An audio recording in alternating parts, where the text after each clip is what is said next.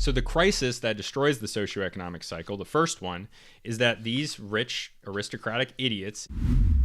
Okay, the news is not bright today when you turn the TV on. Crime has risen in America the last few years after falling since the early 1990s. I don't really have to explain to people that America is in trouble. And if you think America's okay, you're probably rich or really fucking stupid.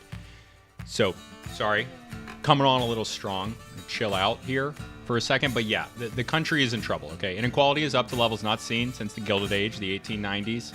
It's when the robber barons were a thing, and they are how they sound. And Americans' median absolute buying power is dropping as well. People are making more money, but inflation is 8%, and they're not making 8% more money. Does all of this just mean that we're just done? Are we going to fall to some greater power like China or Russia? Probably not Russia. They're way weaker than people say they are. Don't come for me, Putin. I'm sorry. Or are we just going to collapse in like an authoritarian revolution that turns the good old-fashioned, legalized authoritarianism that they have into something more akin to fascism? And that is a possibility, to be honest. I'm not going to tell you that's not going to happen. So what is our own history in America? The cycles of change, and cycles of change tell us about what the future may bring and what other historical examples do we have to point to that we can compare our current situation to. I'm Sam, and this is the Illegitimate Scholar Podcast, the weekly cultural anthropology and history podcast that tries to make sense of our senseless world through indigenous and historical examples, academic methods, and social science, and a perspective not limited by the crushing restrictions that come with traditional academia and public schools. That's obviously a new intro again, and I don't like reading off of this thing. I think it's I'm not really that great at being concise, which is why I take such long notes. I like this. I like what I'm saying here. It just doesn't feel as me, but I need to say something so people that are new to the show know what it is. And hopefully that was enough for you to bear with me, but I'm going to continue working on my intro. I would really appreciate some feedback on that. If you hit me up on Twitter at ill_scholar, that's the easiest way to do it.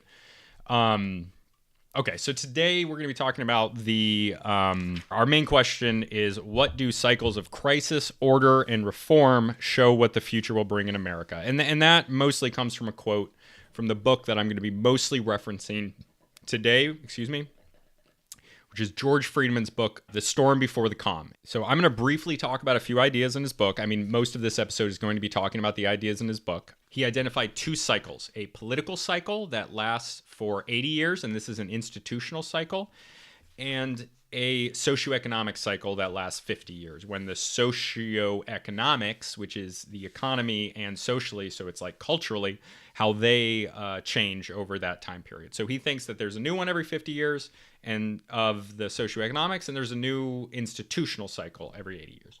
Times he identifies are very convincing. So I'm going to start by briefly going over what the historic cycles are. We're going to talk about the historic cycles. And then next week, I'm going to go into way more detail in what the cycles that we're in right now are, and then what that means. But for this week, we're going to talk about the historic cycles in the U.S., both socioeconomic. After we go over the historic ones, next week, we're going to go over the cycles that we're currently in, both in institutional and in socioeconomic, that we currently are in the United States. And then after that, again, next week, we're going to talk about some other examples of periods of reform and collapse and great change that throughout history that we can point to make a comparison.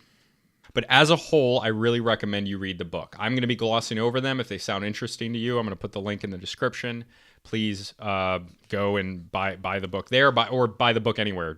I'm going to link to Amazon for Audible and for just physical Amazon books, and you can get the book for free on Audible through trial. But even if you just get it from a library or another bookstore, please read it. It's an amazing book. History doesn't repeat, but it rhymes. That's what people say, and I tend to agree with them, since history is humans and human nature has stayed generally the same.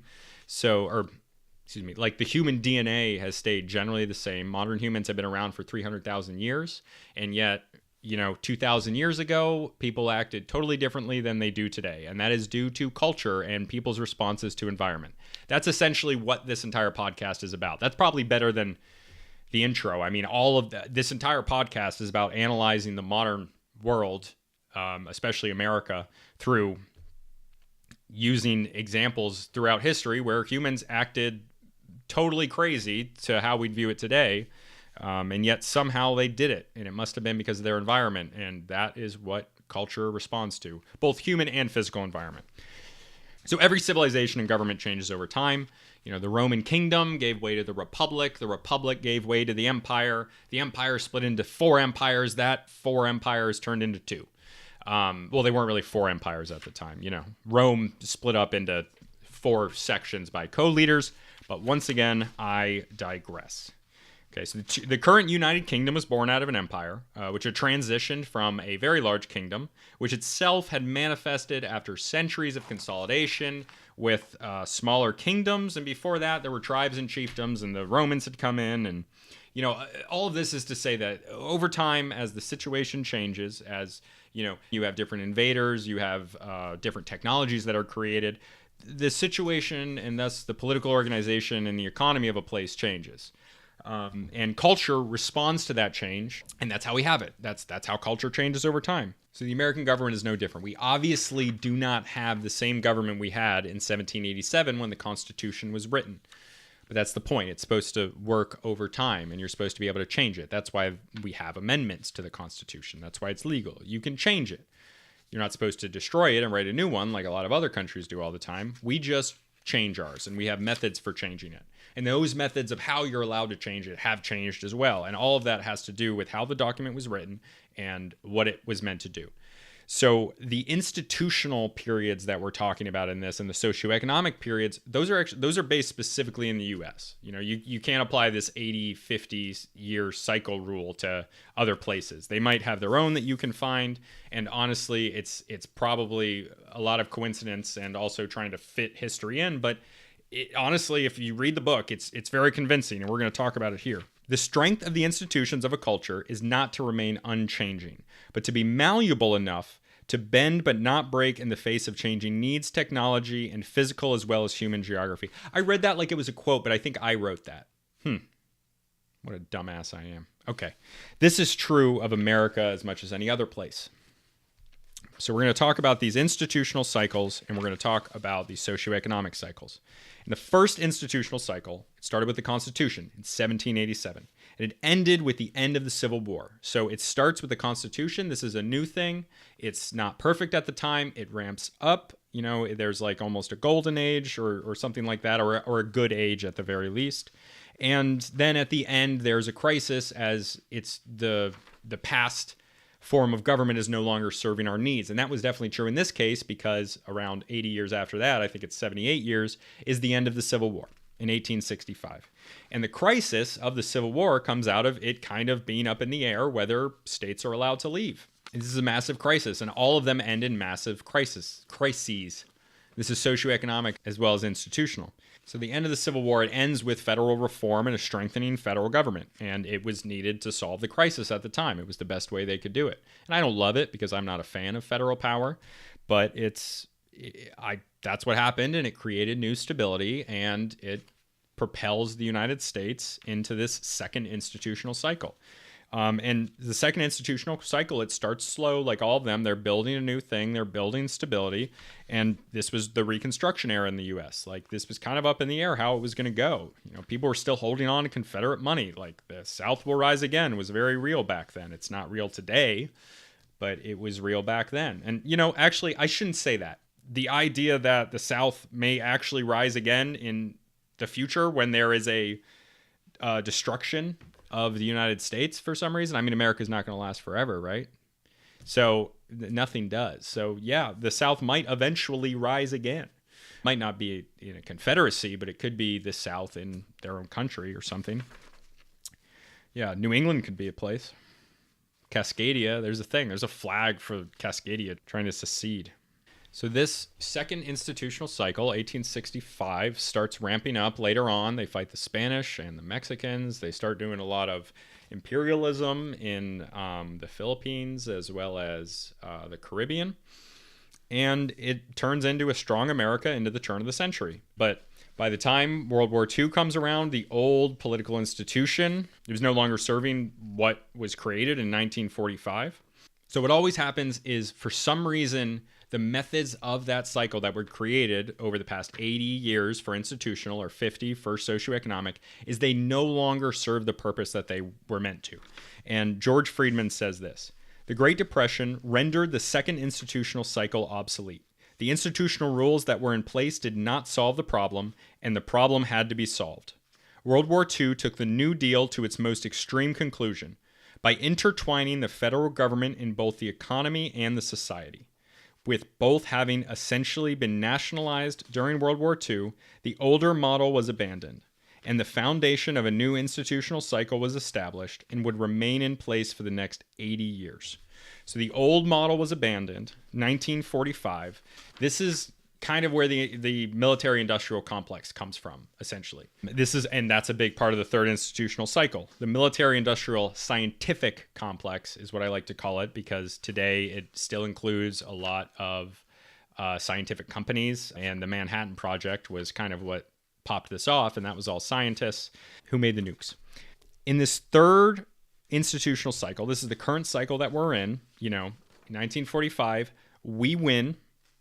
And unlike Russia and most of Europe, we are relatively unscathed, except for a few ships and the capital of Hawaii.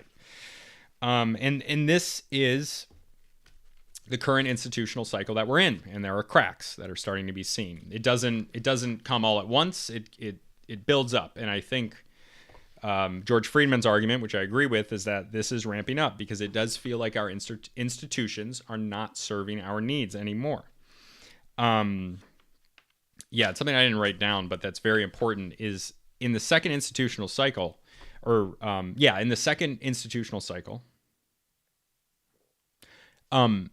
what's very important in the third institutional cycle was a growing power of the president, because the president, because of nuclear war, had to be able, or because of the possibility of nuclear war, the president had to be able to get a gun, a nuke. He had to be able to launch the nukes. You got to make a split-second decision.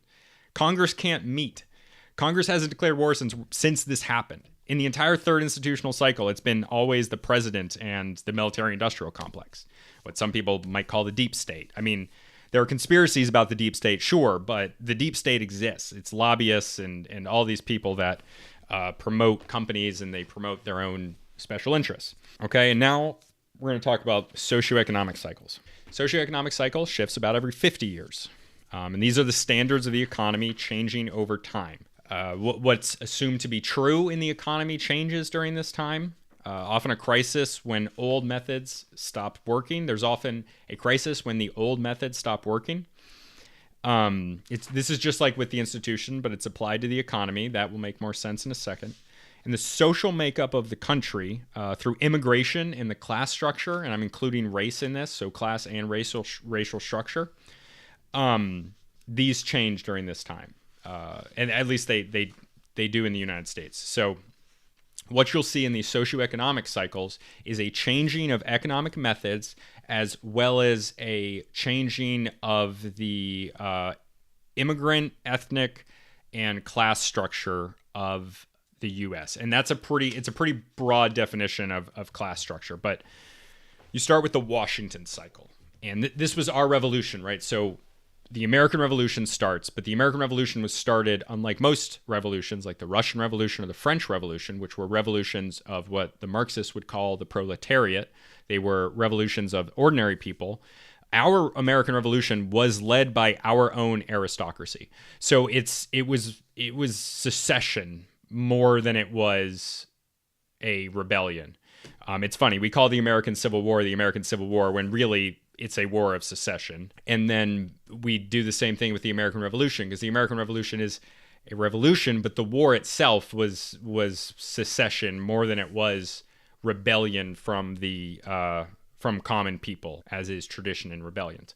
But once again, I digress. So the Washington cycle. It starts with a revolution by the elites. These are elites like Washington, Quincy Adams. I'm sorry, just regular John Adams, Benjamin Franklin. These guys are Southern aristocrats and Northern businessmen, many of them coming from traditional aristocracy English families. And the economy it's a mercantile economy. There's a lot of trade between states, and that was a big part of the original Constitution. If you read through the whole thing, which is not that long. I recommend you do. This was trade between the states, and this was a big part of federal funding was tariffs and of internationally and trade between the states. There was international trade as well, shipbuilding and finance. And the socioeconomics of the country, they don't really change after the revolution. There's not a revolution in the economy. They're still relatively doing the same thing. They would very quickly start trading with England again. It's really important that the economics of the colonies were not changed as it became the United States, because the institutional change that they had was absolutely radical.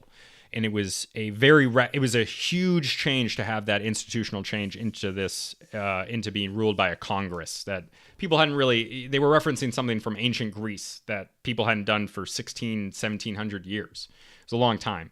So, I mean, there were smaller examples of it, but nothing like this. It really was truly a insane thing for them to do. So the fact that the economics were stable while the political institution was being so wildly transformed, is pretty important. They needed to expand the country, so immigrants came and Western expansion began. So the socioeconomics of this era is that they are opening up to more immigrants as they break from the British Crown and they can decide their own laws for immigration, which naturalization was part of what was in the Constitution at the beginning as well. And this was back when the federal government had very few things that they were doing. There wasn't a giant cabinet like there is today. There was only a few cabinet positions. So immigrants are coming, a lot of Scots-Irish, some of them were already there. I think at this point, some immigrants from Germany start coming. So without going into too much detail about how this socioeconomic cycle ended, I'm going to tell you that Alexander Hamilton, my least favorite founding father, the guy who had that propaganda play done about him, Alexander Hamilton, he and his old money aristocratic friends, they created the first and the second national banks of the United States. And these were private banks that were apparently in the public interest, and they were meant to control the money supply and like keep everything stable. But instead, they really just served the people that ran it because they were private banks. Why wouldn't they? So the crisis that destroys the socioeconomic cycle, the first one, is that these rich aristocratic idiots invested in Europe. And I don't know if George Washington meant investing in Europe when he warned about getting yourself entangled in European affairs, but that's what happened. There was a banking crisis when the Napoleonic Wars broke out, and that was the first of many times that Europe would just get us into a giant frickin' mess. So they had to make some changes. What we haven't talked about yet, near the end of the socioeconomic cycle, there starts to be a crisis, and the old methods, the old socioeconomic methods, they're trying to hang on. So John Quincy Adams, who is a pincushion for elite cocks and is one himself, he gets elected in 1824. And there's accusations of a stolen presidency. He beats Andrew Jackson. I think this was the one that was decided by the House of Representatives. It was a whole big thing, but it was like elite power trying to hang on in the Congress. So 1828, Andrew Jackson, also known as Old Long Knife, also known as the Indian Killer, also known as Old Hickory.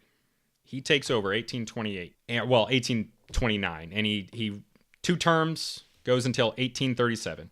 And at the beginning of the cycle, remember, it's ramping up. So 1828, that's when the Jackson cycle starts. It starts slow, of course. This is how it works. It starts slow, has to ramp up.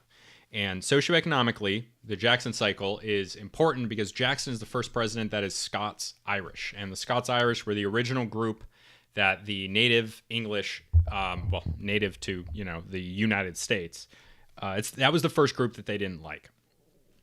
The first white group that they didn't like was the Scots-Irish. And Jackson is one of them. He had a poor background. These were people that were disenfranchised before, during, and after the American Revolution. Jackson was kind of weak in his first term, but second term, he had everything kind of politically held down, and they enact the gold and the silver standard. They were on the gold and silver standard. And changing this gold and silver standard was rough at first, like this was in the buildup, but then it leads to a lot of expansion and a lot of stability. So there's a small crisis. This is the crisis being fixed and things kind of settling in. And this allows expansion westward. This is what allows the financing for poor people to be able to go west people like Andrew Jackson, people that are Scots-Irish. And it ends in 1876. And this was another contested election. This usually happens at the end of crises like this. This is when the Hayes cycle starts. The Hayes cycle, another part of the socioeconomic cycle, is the core technology. And this is going to become more important later. But the core technology of the Hayes cycle is electricity and the internal combustion engine. And these inventions made things so much more efficient, and they were in combination with a lot of other industrialization, that this begins the Industrial Revolution. So the Hayes cycle, we have the Industrial Revolution, and they move from the gold standard and the silver standard together into just the gold standard. And I don't know why. Honestly, I don't know why. Some of the other things I could explain. This one, I don't know why.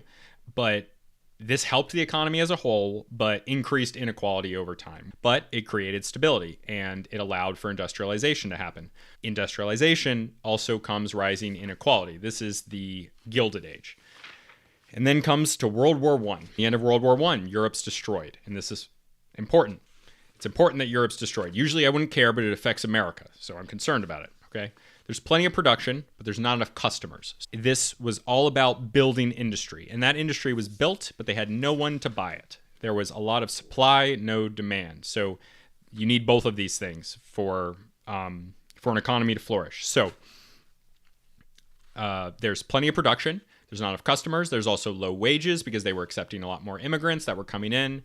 This was suppressing wages. If you disagree with that, we can argue about it. You can send me a letter, but supply and demand of labor works as well. Immigrants coming in, say whatever you want, but it does suppress wages.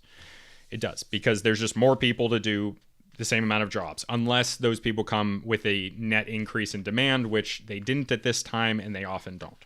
Okay, so many immigrants here, socio-wise of socioeconomic, they're coming from Ireland, Southern and Eastern Europe. They are Jews, Catholics, and blacks moving from the south to the north, okay? Which are not immigrants in the traditional sense, but as far as the northerners were concerned, this was immigration. And this movement around the country changes the face of the country. The end of this cycle starts with really, it's bad inequality. It's after World War I. The KKK is the largest it's ever been. They don't like black people. They don't like Jews. They don't like Catholics. There's also extremists on the left during this time. And this is when the Great Depression happens. And this leads us into the Roosevelt cycle. And the Roosevelt cycle begins with the New Deal. And regardless of what your politics are, the New Deal didn't work. You can say it did. I'm 95% sure it did not work. But the idea of intervention itself does work, and it works in the form of the GI Bill. And the GI Bill was very important. So a lot of veterans coming back from World War II, they use the GI Bill to afford houses. They go to college. There's a boom in housing. There's a boom in jobs. There's an increase in consumer credit, which is in stark contrast to the cycle before, when people could not get credit. They had low wages. There was a limit in the demand that people had. So the GI Bill and these other changes that happen after 1945, all this industry that props up, this is all part of the Roosevelt cycle. And the core of this cycle is the working class factory worker. And there's more demand at this time, which meets the needs that the supply during the Hayes cycle was providing. And this cycle begins with the technology of management to increase production. And this is, rather than like actual physical technological advance, this is like the science of management. The end of the Roosevelt cycle leads into the Reagan cycle. If you know, in 1980, I think he won 49 states. Reagan won, and this was a huge blowout win for red America, conservative America. This is the 1980s. This is the time when the fall of communism happens. America starts really winning. This is a very patriotic, very conservative time. And it created the economics of today. And this is one that I like to talk about a lot. I bet a lot of my listeners are fans of Reagan. I personally am not. I don't like him, and I will explain why next week. And this is Reagan's cycle. So what we're currently in is the end of the third institutional cycle, which started in 1945. And socioeconomically, we are at the end of the Reagan cycle. And for the first time ever, they're coming down at the same time. So this is new, and this has never happened in our history. Never before have the two cycles, institutional and socioeconomic, collapsed at the same time. So it's the time we're living in is interesting at the very least. Hope we're okay, But George Friedman thinks that we're going to be fine on the other side. I think we're probably going to be fine too, but I think there's also the possibility of collapse. So next week, we're going to talk about what cycles we're currently in, what the end of those cycles mean, and what could come afterward. And we're going to talk about some examples from other places in history that had either reform or collapse in the face of needed change.